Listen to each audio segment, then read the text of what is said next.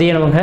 நம்ம இந்த வீடியோ மூலமாக 2024ஆம் ஆண்டிற்கான குரு பயிற்சி பலன்கள் மற்றும் தமிழ் புத்தாண்டு ராசி பலன்கள் பார்க்கும்போது, குறிப்பாக இந்த வீடியோவானது பார்த்தீங்க அப்படின்னாக்கா ரிஷபராசிக்கான வீடியோ. இந்த ரிஷபராசி அன்பர்களுக்கு இந்த 2024 ஏப்ரல் மாதம் 14ஆம் தேதி அன்று நடக்க இருக்கக்கூடிய இந்த புத்தாண்டு தமிழ் புத்தாண்டானது பார்த்தீங்க அப்படின்னாக்கா இந்த ரிஷபராசி என்பவர்களுக்கு ஓரளவுக்கு வளர்ச்சிக்கான ஒரு அமைப்புன்னு தான் சொல்லணும். காரணம் என்ன அப்படின்னு பார்த்தீங்கன்னாக்கா, ராசிக்கு 12ஆம் இடத்துல குரு பகவான் ஆண்டின் தொடக்கத்திலேயே மறைந்து உட்கார்ந்துருக்கார். கெட்டவன் கெட்டிடில் கிட்டிடும் ராஜயோகன்ற விதியின் அடிப்படையில் ஆண்டின் தொடக்கமே பார்த்தீங்கன்னாக்கா உங்களுக்கு யோகமற்ற ஒரு கிரகம் சொல்லக்கூடிய கிரகமானது குரு பகவான் அஷ்டமாதிபதி. அந்த அஷ்டமாதிபதினு சொல்லக்கூடிய கிரகம் தனக்கு 12ஆம் இடத்தில் மறைந்திருக்கக்கூடிய காலகட்டங்கள் திடீர் அதிர்ஷ்டங்கள், திடீர் பணவரவுகள் ஏற்படக்கூடிய காலகட்டங்கள் உருவாகுன்றதுங்க. அதே வேளையில் பார்த்தீங்கன்னாக்கா இந்த வருட காலகட்டத்தில் இந்த குரு பயிற்சியானது பார்த்தீங்கன்னாக்கா 2024 மே மாதம் 1ஆம் தேதி என்று நடக்க இருக்குங்க. அப்போ மே மாதம் 1ஆம் தேதிக்கு பிறகு ஜென்மத்துக்கு குரு வந்துருவார். இது யோகம் தானக்கா. இந்த தமிழ் புத்தாண்டில் எந்த கிரகம் எந்த இடத்துல நிற்குதோ அதனோட அடிப்படையில் தான் இந்த வருடமானது இயங்குன்றுவிதிங்க. அப்போ இந்த வருடத்து காலகட்டத்தில் பார்த்தீங்க அப்படின்னாக்கா ராஜாவா செவ்வாய் வராருங்க. உங்கள் ராசிக்கு 7ஆம் அதிபதி செவ்வாயாக மட்டும் வரதுனால கண்டிப்பாக இந்த வருட காலகட்டமானது ராஜயோக வாழ்க்கையே இந்த ரிஷபராசி அன்பர்கள் வாழ போகிறீங்க அப்படின்றது மட்டும் ஆணித்தரமாக சொல்ல விரும்புகிறேன். இதில் குறிப்பாக சொல்ல போனோம்னா ஒரே ஒரு கிரகத்தை மையப்படுத்தி சொல்கிறேங்க. இந்த வருட காலகட்டத்தில் இந்த குரு பயிற்சியில் பார்த்தீங்க அப்படின்னாக்கா ராசியிலேயே குரு பகவான் வந்து உட்காரக்கூடிய காலகட்டத்தில் 5ஆம் இடம், 7ஆம் இடம், 9ஆம் இடம் இந்த 3 இடத்தையும் குரு பகவான் பார்ப்பாருங்க. எப்பொழுதுமே குரு பகவான் இருக்க இடத்தை காட்டிலும் பார்க்கக்கூடிய இடங்கள் புனிதமடைகின்றவிதிங்க. அப்போ இந்த மேசராசி என்பவர்களுக்கு இந்த வருடம் 2024 ஏப்ரல் மாதம் 14ஆம் தேதியிலிருந்து 2025 ஏப்ரல் மாதம் 13ஆம் தேதி காலகட்டம் வரலுமே இந்த குருவின் பார்வை உங்கள் ராசிக்கு 5ஆம் இடத்துக்கும் 7ஆம் இடத்துக்கும் 9ஆம் இடத்துக்கும் படம் இருக்குங்க. எப்போதுமே 5, 9ஆம் இடங்கள்லாம் ஒரு பூர்வ புண்ணிய ஸ்தானம், தன்னோட கொடுப்பினையை கொடுக்கக்கூடிய இடம் இருக்குதுங்க. அந்த இடங்களுக்கெல்லாம் குரு பார்வை கிடைக்கும் காலகட்டத்தில் எது செய்தாலும் தொட்டு தொடங்கக்கூடிய காலகட்டங்கள், நினைச்சது சாதனை பண்ணக்கூடிய காலகட்டங்கள் உருவாகும். கொடுத்த வாக்கை காப்பாற்றக்கூடிய ஒரு காலகட்டங்கள் உருவாகுன்றதுங்க. திடீர் அதிர்ஷ்டங்கள், திடீர் பணவரவுகள் ஏற்படுறதுக்கான ஒரு உன்னதமான காலகட்டமாக இருந்துட்டு இருக்கு. அதே அமைப்பில் பார்த்தீங்கன்னா இந்த வருட கிரகத்தில் ராஜாவாக வரக்கூடிய கிரகம் செவ்வாய் பகவான் வராரு. உங்கள் ராசிக்கு பார்த்தீங்கன்னா 7ஆம் அதிபதியும் 12ஆம் அதிபதியுமா வராருங்க. அப்போ இந்த 7ஆம் அதிபதியும் 12ஆம் அதிபதியும் தனக்கு 10ஆம் இடத்துல உட்காந்துருக்கனால வேலை இல்லாத இந்த ரிஷபராசி என்பவர்களுக்கு நிரந்தரமான ஒரு வேலை வாய்ப்பு பெறக்கூடிய காலகட்டங்கள் உருவாகும். அதேபோல் வீடு முனை வாசல் இல்லாத நபர்களுக்கு நிரந்தரமான ஒரு வீடு முனை வாசல் கட்டக்கூடிய யோகங்கள் உருவாகும். 12ஆம் அதிபதியாகவும் இந்த செவ்வாய் பகவான் வரதுனால அந்நிய தேசம் அயல் நாடுகளுக்கு செல்லணும்னு ஆசைப்படக்கூடிய நபர்களுக்கு நிரந்தரமான அந்நிய நாட்டு குடியுரிமை பெறதுக்கான வாய்ப்புகளும், அந்த நாட்டில் போய் தங்கி அங்கேயே வேலை பார்க்கக்கூடிய அமைப்புகளும் உருவாகுன்றதுங்க. அப்போ இந்த வருட காலகட்டத்தில் தமிழ் புத்தாண்டு ராசி பலன்களும் குரு பயிற்சி பலன்கள் இது ரெண்டையுமே மையப்படுத்தி பார்க்கும்போது ரிஷபராசி என்பவர்களுக்கு ஜென்மத்தில் குரு வரதுனால ஒரு சில தடைகள் ஏற்படும் சொல்லுவாங்க. அதெல்லாம் நீங்கள் நம்பவே வேண்டிய அவசியங்கள் கிடையாது.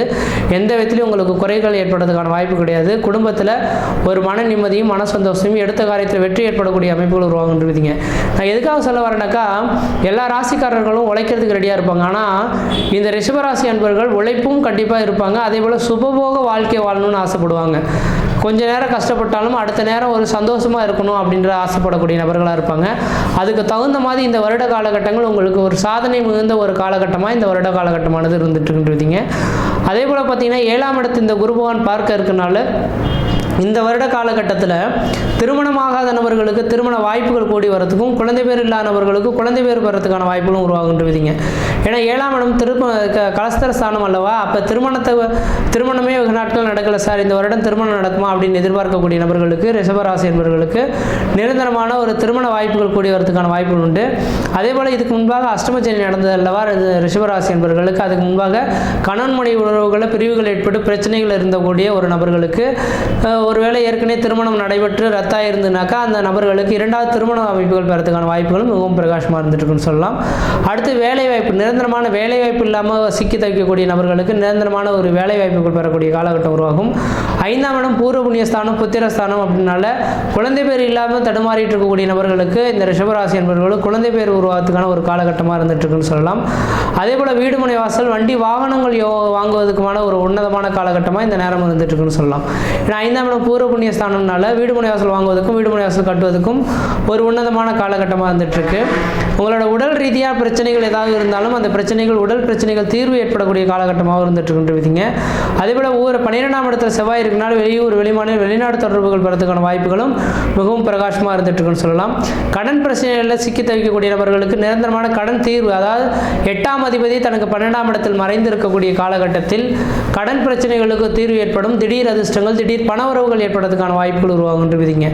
அப்போ 12ஆம் இடமானது கோர்ட்டு கேஸ் வழக்குகள் வம்பு வழக்குகள் சொல்லக்கூடிய இடங்க.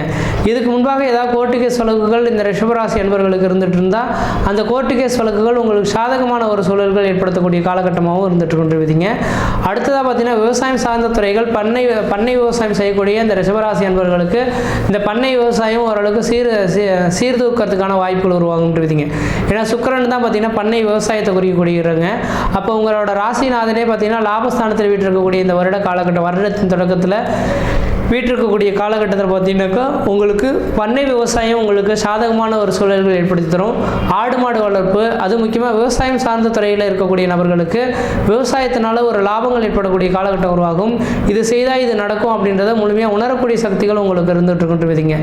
அதே வேளையில் பார்த்தீங்கன்னாக்கா இந்த ரிஷபராசி என்பவர்களுக்கு இந்த 7ஆம் இடமும் 4ஆம் இடமும் பார்த்தீங்கன்னா வீடு மனை வாசல் வண்டி வாகனத்தை குறிக்கக்கூடிய அமைப்புகளாக இருக்கும். அப்போ இந்த வருட காலகட்டத்தில் ரியல் எஸ்டேட் பிஸ்னஸ் செய்யக்கூடிய நபர்கள் யாராக இருந்தாலும் ரியல் எஸ்டேட் துறையில் ஓரளவுக்கு வளர்ச்சிகள் பெறக்கூடிய ஒரு காலகட்டங்கள் உருவாகுன்றீங்க. அதனால் இந்த வருட காலகட்டங்கள் குரோதி வருடமானது தமிழ் புத்தாண்டானது இந்த ரிஷபராசி என்பவர்களுக்கு ஓரளவுக்கு வளர்ச்சி நிறைந்த காலகட்டமாக தான் இருந்துகிட்ருக்கு. குறைகள் எதுவும் சொல்கிறதுக்கான வாய்ப்புகள் கிடையாது. சீரும் சிறப்புமாகவே இருப்பீங்க. அதே போல் இந்த ராகு கேது பயிற்சியில் பார்த்தீங்கன்னாக்கா ராகு பயிற்சி ஓரளவுக்கு சிறப்பாக இருந்துகிட்ருக்குங்க. காரணம் என்னென்னாக்கா இந்த ராகு பகவான் 11ஆம் இடத்துல உட்காந்துருக்கார். ஆமியிடம் எருதுகணி நண்டுசுரா 5 இடத்தில் கருணாகும் ஜாதகர் பொன் மெத்தையில் துயில்வார் அப்படின்றது எழுதப்பட்ட விதிங்க. அப்போ இந்த நேர காலகட்டத்தில் பொன்மெத்தையில் துயிலக்கூடிய அளவுகளுக்கு ராஜயோக வாழ்க்கையை வழங்கக்கூடிய அமைப்புகள் உருவாகும். அதே வேளையில் 5ஆம் இடத்துல கேது இருக்கனால உங்கள் குலதெய்வ கோயிலுக்கு ஒரு தடவை போயிட்டு வரது ஓரளவுக்கு நல்லாயிருக்கும். 5இல் கேது இருந்தால் குலதெய்வ கோயிலுக்கு போக முடியாமல் இருக்கிற மாதிரி சுச்சுவேஷன் அமையும். குலதெய்வ குற்றங்களும் ஏற்படுறதுக்கான வாய்ப்புகள் உண்டு. அப்போ இன்னும் ஒரு வருட காலகட்டத்தில் இந்த அமைப்புகள் இருக்கனால உங்கள் குலதெய்வ கோயிலுக்கு தேங்காய்ப்பழம் வச்சு ஒரு அர்ச்சனை பண்ணி சாமி கும்பிட்டு வந்தாவே எடுத்த காரியங்கள் வெற்றி ஏற்படக்கூடிய காலகட்டங்களானது உருவாகுன்றீங்க. அடுத்தது பார்த்தீங்கன்னாக்கா இந்த நேர காலகட்டத்தில் 11ஆம் இடத்துல சனி பகவான் உட்காந்துருக்கிறது மிகப்பெரிய 10ஆம் இடத்துல சனி பகவான் உட்காந்துருக்கிறது மிகப்பெரிய ராஜயோக அமைப்புன்னு சொல்லலாம். அப்போ தொழில்காரகன் சனி 9, 10ஆம் இடத்து அதிபதிகள் ஒரு இடத்துல சேர்ந்தாலோ பார்த்தாலோ பரிவர்த்தனை ஆனாலும் அது தர்ம கர்ம ராஜயோகம் அப்படின்றது எழுதப்பட்ட விதிங்க. அப்போ இந்த நேர காலங்களில் 9ஆம் அதிபதியும் 10ஆம் அதிபதியும் சனி பகவானாக வந்து அதே 10ஆம் இடத்துல ஆட்சி பலம் பெறதுனால வேலை இல்லாமல் நடிந்திருக்கக்கூடிய நபர்களுக்கு நிரந்தரமான ஒரு வேலை வாய்ப்பு பெறக்கூடிய காலகட்டமாகவும் உருவெடுக்கிறத கண்குளர் பார்க்க முடியுன்றீங்க. மற்ற விதத்தில் எந்த விதத்தையும் தோஷங்கள் கிடையாது. இந்த 2024ஆம் ஆண்டில் ஏப்ரல் மாதத்திலிருந்து 2024 ஏப்ரல் மாதத்திலிருந்து 2025 ஏப்ரல் மாத காலகட்டம் வரலும் குரு பயிற்சியும் இந்த தமிழ் புத்தாண்டுமே ஓரளவுக்கு சீரும் சிறப்புமாக இருந்துட்டு இருக்கின்றீங்க.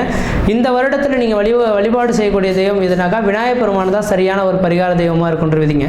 ஏன்னா பூர்வ புண்ணிய ஸ்தானங்கள், அதாவது குலதெய்வ அருள்னு சொல்லக்கூடிய இடத்துல 5ஆம் இடத்துல கேது வந்திருக்கனால கேதுவின் அம்சம் விநாயகர் பெருமானுங்க. அப்போ உங்களோட விநாயகர் பெருமானை தொண்டு தட்டு வழிபாடு செய்து விட்டு இருந்தீங்கன்னாக்கா எடுத்த காரியங்களும் உங்களுக்கு வெற்றி ஏற்படக்கூடிய காலகட்டம் உருவாகும்.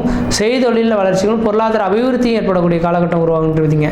மற்ற விதத்தில் இந்த தோஷங்கள் பாதிக்கக்கூடிய சீரும் சிறப்பாகவே இருப்பீங்க, நலமாக இருப்பீங்க. நன்றி, வணக்கம்.